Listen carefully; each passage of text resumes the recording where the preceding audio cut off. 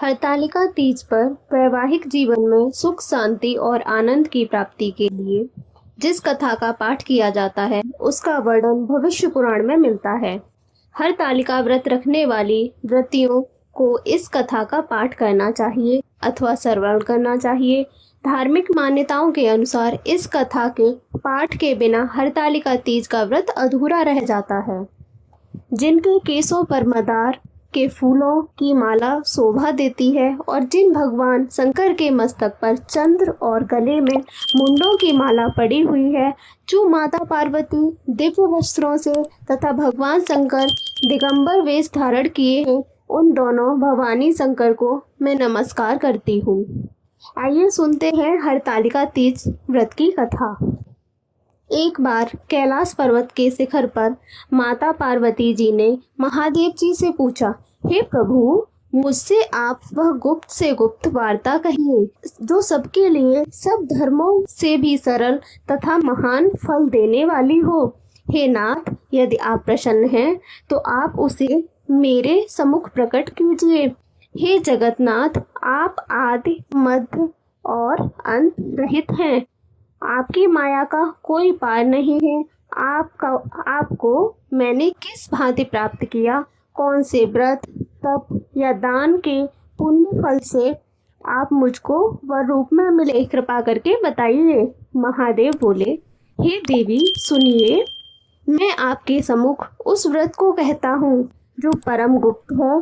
जैसे तारांगणों में चंद्रमा और ग्रहों में सूर्य, वर्णों में ब्राह्मण, देवताओं में गंगा, पुराणों में महाभारत, वेदों में शाम और इंद्रियों में मन श्रेष्ठ है, वैसे ही पुराण और वेद सब में इसका वर्णन किया गया है।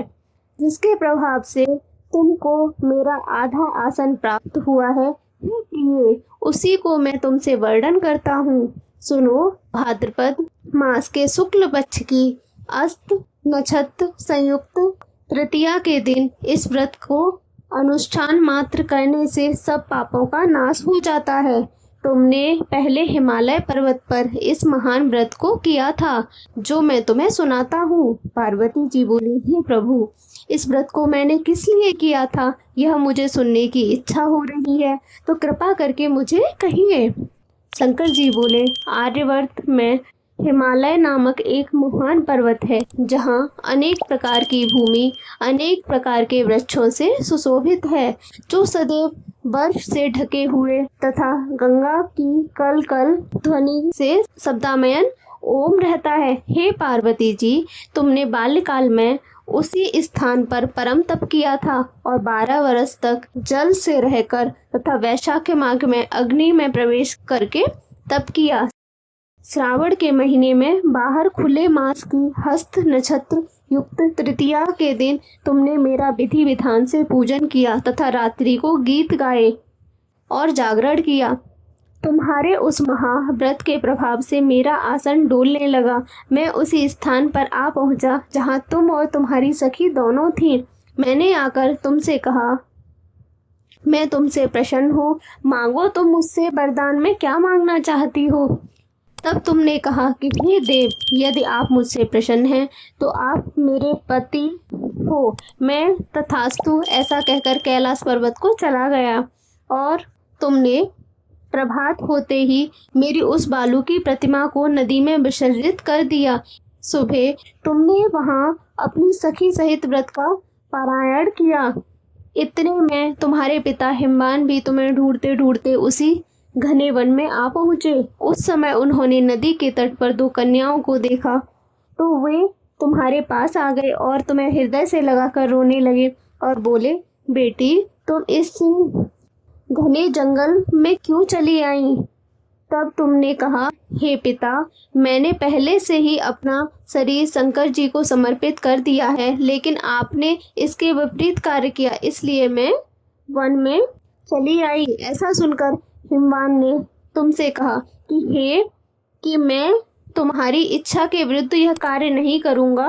जब वे तुम्हें लेकर घर और वापस लौट आए और तुम्हारा विवाह मेरे साथ कर दिया। हे प्रिय, उसी वक्त के प्रभाव से तुम्हारा मेरा आध्रासन प्राप्त हुआ। इस व्रत को मैंने भी अभी तक किसी के सम्मुख वर्णन नहीं किया है। हे देवी, अब मैं तुम्हें यह बताता हूँ कि इस व्रत का नाम क्यों पड़ा।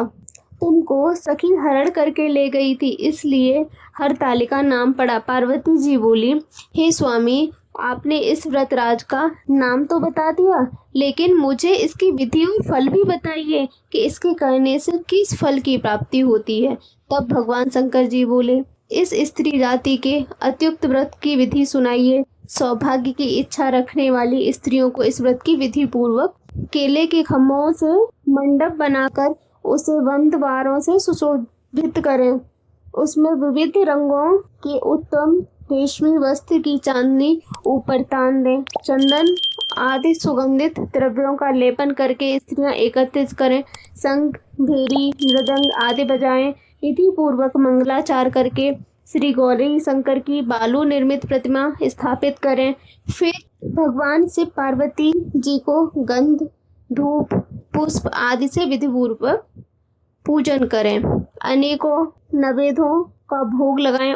रात के समय जागरण करें। नारियल, सुपारी, ज्वारी, नींबू, लौंग, अनार, नारंगी आदि ऋतु फलों तथा फूलों को एकत्रित करके धूप, दीप आदि से पूजन करें। कहें, हे कल्याण स्वरूप शिव, हे मंगल रूप शिव, हे मंगल रूप महेश्वरी, हे शिवे, सब कामनाओं को देने वाली देवी कल्याण रूप, तुम्हें नमस्कार है। कल्याण स्वरूप माता पार्वती, हम तुम्हें नमस्कार करते हैं। भगवान शंकर जी को सदैव नमस्कार करते हैं। हे ब्रह्मा रूपणी जगत को पालन करने वाली माँ, आपको नमस्कार है। हे सिंह वाहिनी, मैं सांसारिक भय से व्याकुल हूँ, तुम मेरी रक्षा करो। हे महेश्वरी, मैंने इसी अभिलाषा से आपका पूजन किया है। हे पार्वती माता, आप मेरे ऊपर प्रसन्न होकर मुझे सुख और सौभाग्य प्रदान कीजिए। इस प्रकार के शब्दों द्वारा उमा सहित शंकर जी का पूजन करें। विधि पूर्वक कथा सुनकर गौ, वस्त्र, आभूषण आदि ब्राह्मणों को दान दें। इस प्रकार से व्रत करने वाले के सब पाप नष्ट हो जाते हैं। हर हर महादेव।